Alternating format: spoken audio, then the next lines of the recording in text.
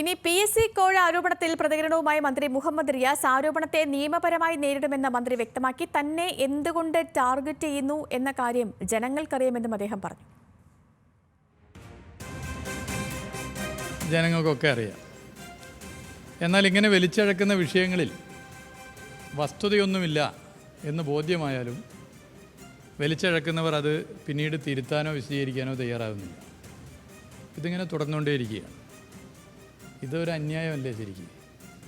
അപ്പം അതുകൊണ്ട് തന്നെ എല്ലാ അതിരുകളും കടന്നു വരുമ്പോൾ അതിനെതിരെ നിയമ നടപടി സ്വീകരിക്കണമെന്ന് തീരുമാനിച്ചിരിക്കുകയാണ്. ഒരു ബന്ധവുമില്ലാത്ത കാര്യങ്ങളിൽ, അടിസ്ഥാനരഹിത അസംബന്ധ കാര്യങ്ങളൊക്കെ തന്നെ ഇങ്ങനെ വലിച്ചിഴക്കുന്ന നിലപാട് തുടരുന്നവർക്കെതിരെ നിയമ നടപടി സ്വീകരിക്കാൻ തീരുമാനിച്ചു. ആതിര സരസ്വതി ചേരുന്ന വിവരങ്ങളുമായിട്ട്. ആതിര, മന്ത്രി പറയുന്നത് തന്നെ എന്തുകൊണ്ട് ടാർഗറ്റ് ചെയ്യുന്നു എന്നുള്ളത് ജനങ്ങൾക്കറിയാം. തനിക്കെതിരെ വരുന്ന ആരോപണങ്ങൾ അടിസ്ഥാനരഹിതമാണ്, അതിനെ നിയമപരമായി നേരിടുമെന്ന് മന്ത്രി പറയുന്നു.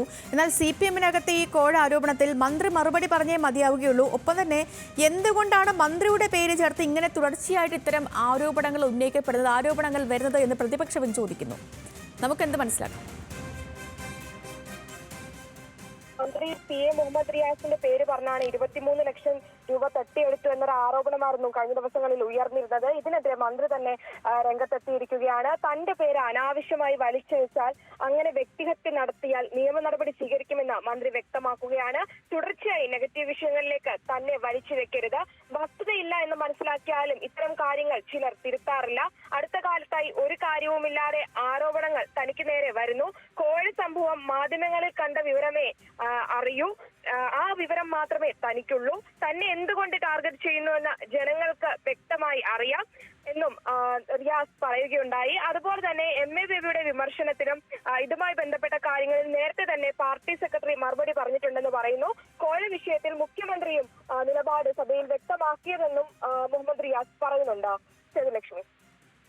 ശരി ആതിര. മന്ത്രി മുഹമ്മദ് റിയാസ് വഴി PSC അംഗത്വം സംഘടിപ്പിച്ച് നൽകാമെന്ന് വാഗ്ദാനം ചെയ്ത് കോഴിക്കോട്ടെ യുവ നേതാവ് ലക്ഷങ്ങൾ തട്ടി എന്ന ആരോപണമാണ്. അതിനാണിപ്പോൾ പാർട്ടി അന്വേഷണം അടക്കം തുടങ്ങിയിരിക്കുന്നത്.